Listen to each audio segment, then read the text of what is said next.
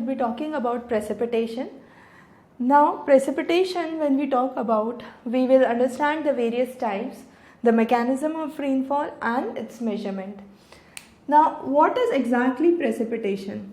When I say it is falling back of the water onto the ground after condensation. So water falls back onto the ground and this falling is result of the process of condensation that occurs.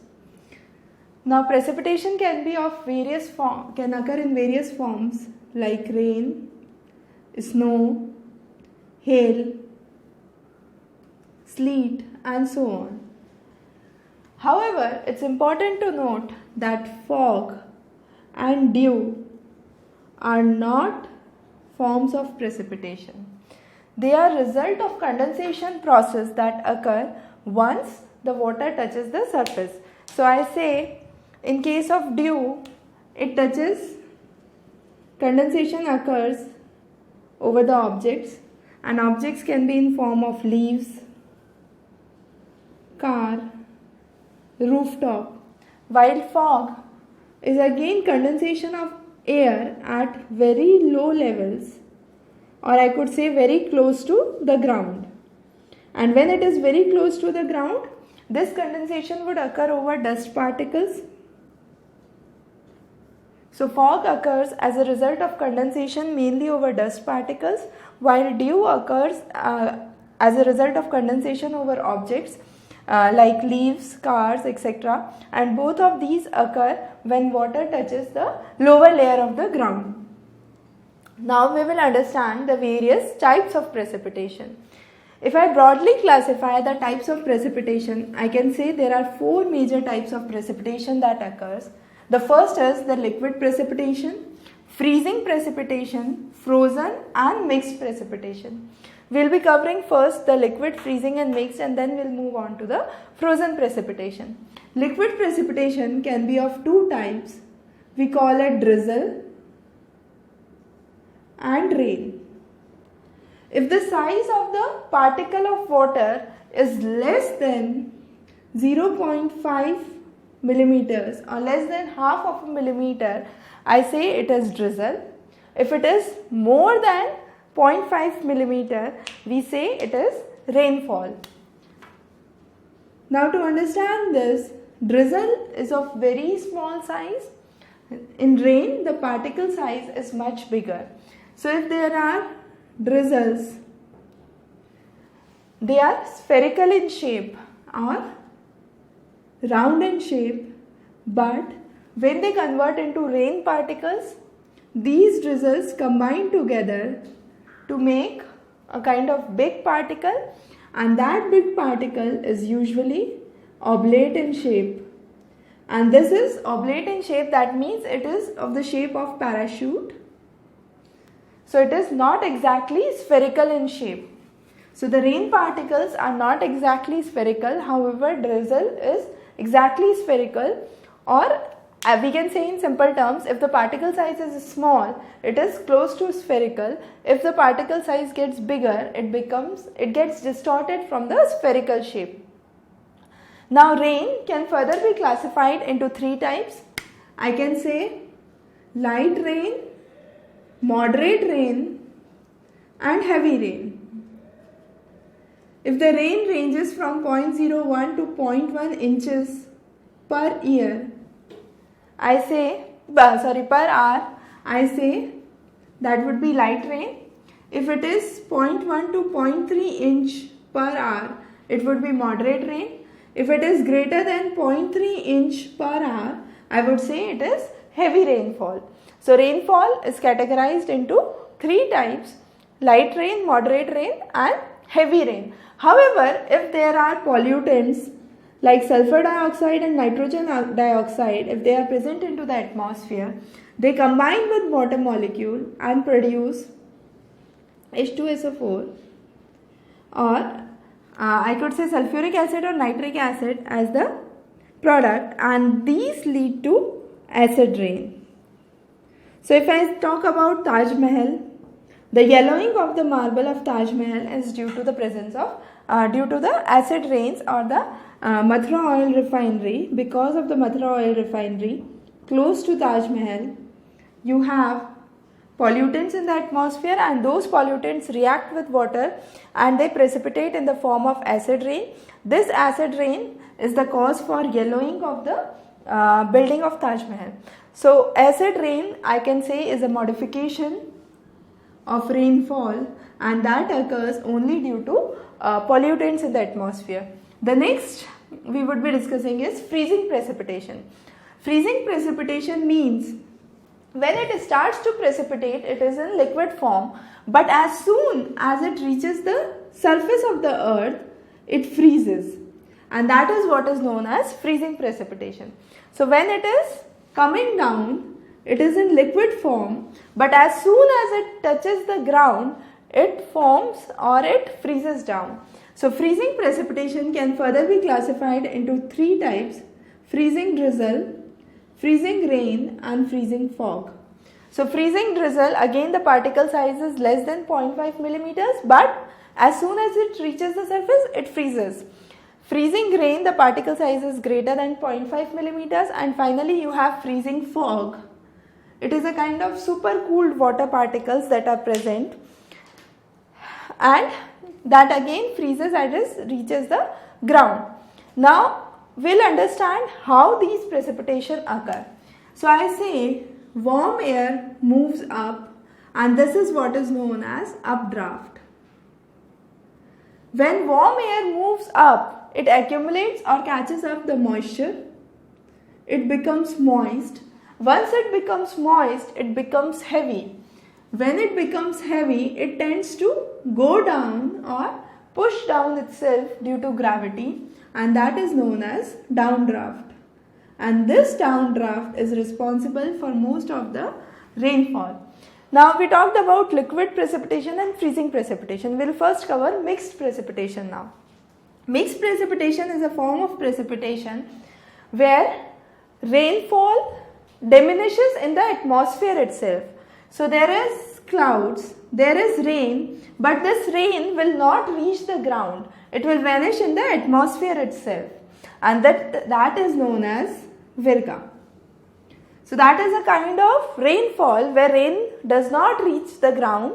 It abolishes itself in the atmosphere and leaves grey strikes behind.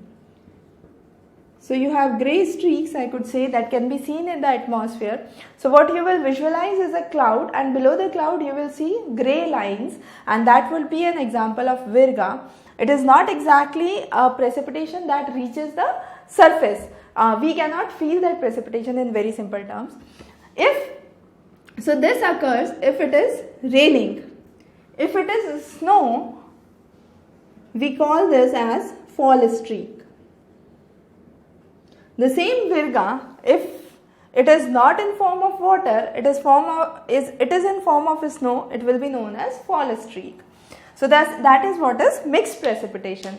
Now we will be covering frozen precipitation. Frozen precipitation, the most common example that most of you have heard of is snow. So here are some of the types of frozen precipitation that we will discuss. So snow is the most common form of frozen precipitation. So once you have the ice crystals as snowflakes, they rain down and they come to the earth in the form of snow itself, or they are in the frozen form. So all these occur in the form of frozen particles, and its accumulation helps us determine the intensity of snowfall in the region. So if I say there is 2 inches of snow that has been accumulated, and if there is 5 inches of snow that is being accumulated, I would say the intensity in this region is much higher for the snowfall as compared to the region A. Now what are snow grains? Snow grains are fine particles, or I could say small size particles. If I say drizzle freezes out, it will form snow grains. If rain freezes out, it will form snow. So that's the difference. If you have very small particles and those freeze out, we call it snow grains, and they appear as small grains or particles. Then you have ice crystals.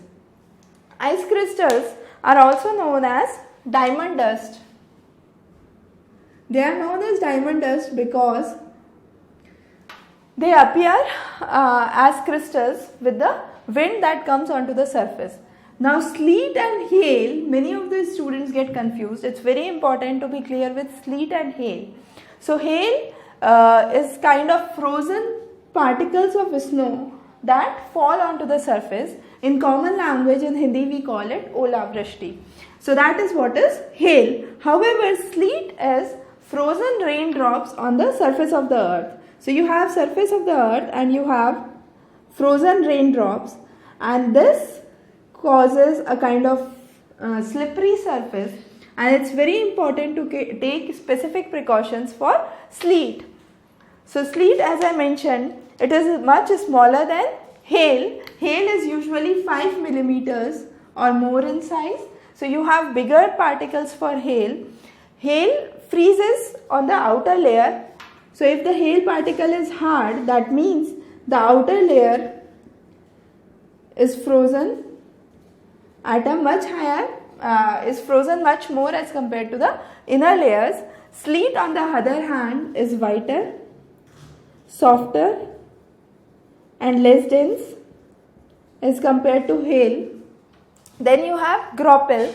Graupel is smaller forms of hail if the particle size is less than 5 millimeter. So you have ice crystals that are falling onto the earth and their size is less than 5 millimeters. We call it graupel, and it is also known as soft hail because it is a modification of hail, but it is much more softer, much more whiter as compared to hail. And finally you have snow pellets. Snow pellets are kind of super cooled water that are formed by accretion of smaller particles, and these are known as snow pellets.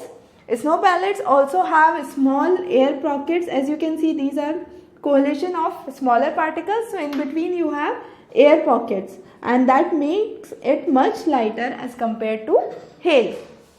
Now the next thing that we would be discussing is the mechanism of rainfall. How does rainfall occur? Rainfall can occur mainly by 3 forms. First is adding of water vapor, the next is coalescence, and finally you have cooling of the air. We'll first talk about adding of water vapor. So when I say adding of water vapor, what does it actually mean? There is convergence of either wind, there is warm water body that is present, there is kind of turbulence that is present, transpiration from plants, so evaporation from water bodies, rainfall that is coming. All these leads to addition of water vapor into the atmosphere, and addition of water vapor into the atmosphere is one of the major source for cloud formation. So that is a very simple formation in which rainfall occurs. The next is coalescence. Coalescence, as the name suggests, it is fusion of 2 small particles to form a bigger particle, and the common coalescence process was explained by Burgeon. It is also known as Burgeon process. Now coalescence can be understood in 2 terms. First is the warm air processing and the Burgeon process. So when I say warm air processing, what happens is air resistance that is present in the atmosphere that makes the water droplet to remain stationary, and once the water droplet is stationary, it collides due to turbulence and forms bigger particle, and that leads to warm air process. The next is Burgeon process. Burgeon process is basically formation of ice, and this can occur in 2 forms. So first is formation of the crystal and then growth of the crystal. Now formation of the crystal can occur in 4 ways. It can be heterogeneous. There are different things that get mixed with the water. Then there is contact. Contact is basically the ice collides with water, and once it collides with water, it freezes down. So that is contact. It comes in contact with the normal water and that normal water freezes down. The next is immersion. Under immersion, what happens is you have ice that hits the water and then again it freezes down, and finally you have condensation. So condensation is where water gets cooled and condensed to form the ice nuclei.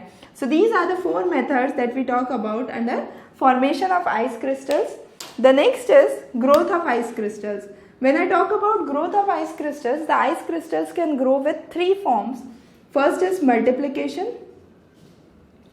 So you have ice that bumps with ice nuclei and forms a bigger nuclei, that is simple multiplication process.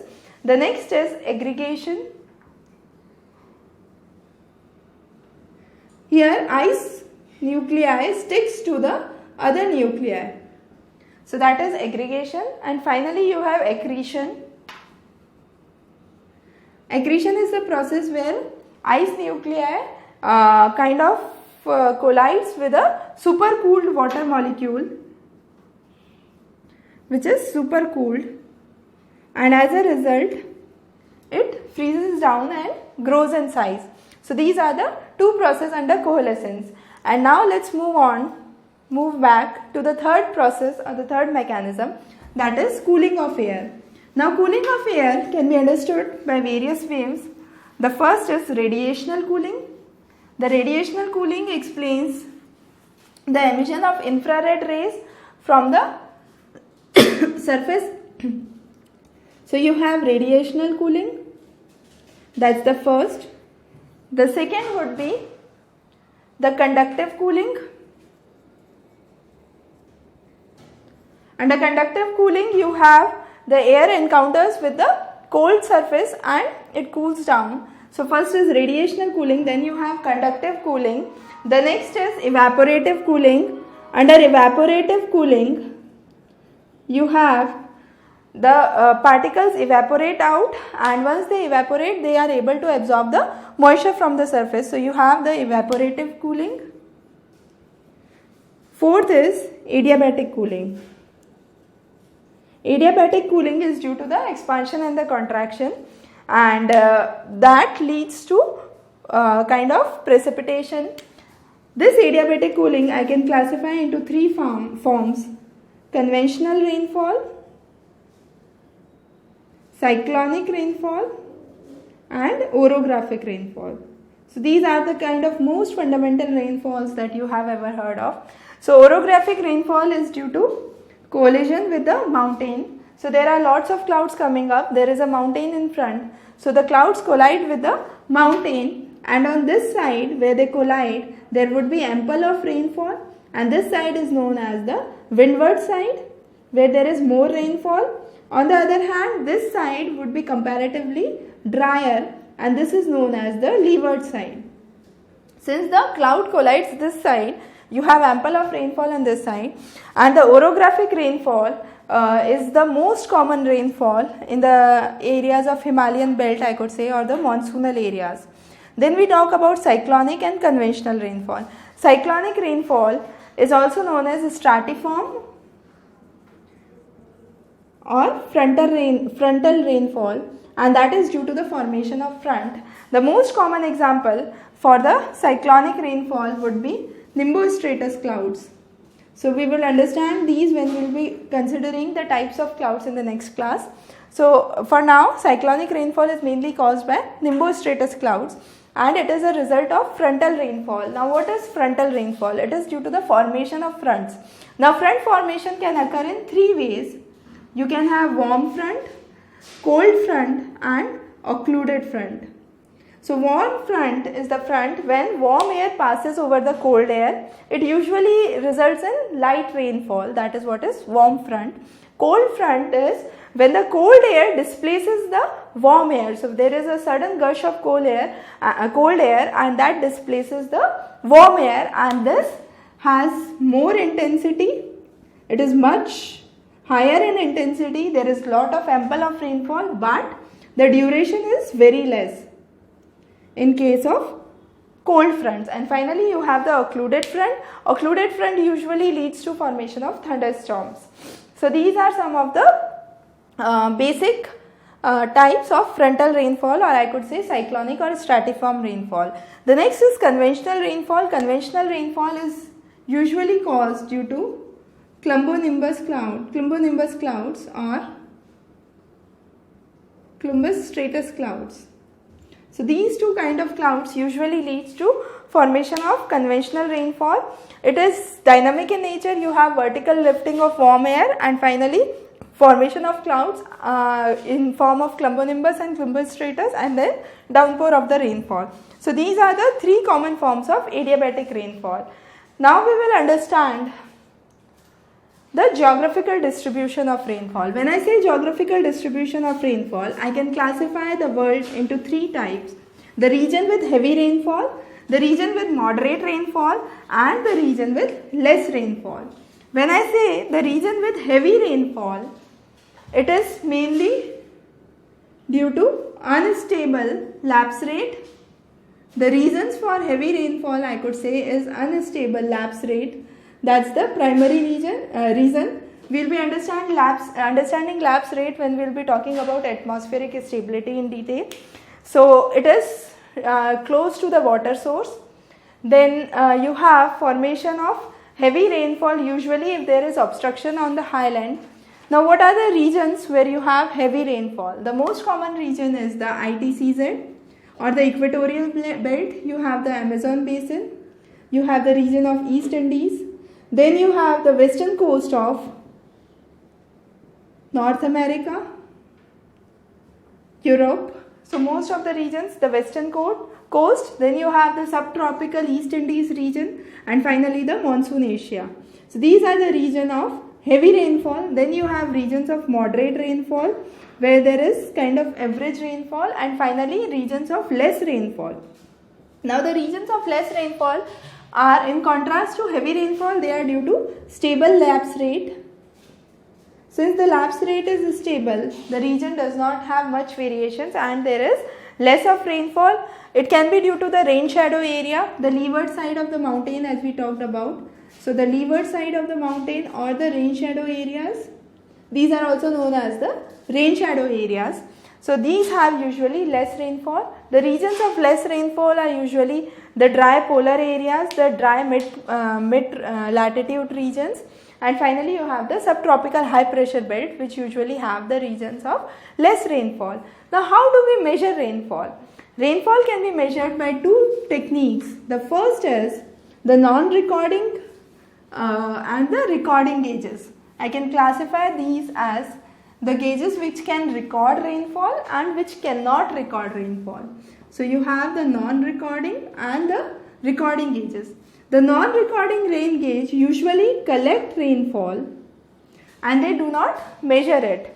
So what is, I could say the simple way to calculate is the depth of rainfall is equal to the volume of rainfall that is received and the area of the aperture or the instrument in which it is collected. So that helps you understand the depth of the rainfall. However, if there are recording instruments that are present, they record the exact amount of rainfall that occur in the region and you can measure it as rainfall versus time graph, and that graph, which is rainfall versus time, is known as mass curve of rainfall. So on one side you have rainfall, one side you have time, and the curve that is formed is known as mass curve of rainfall.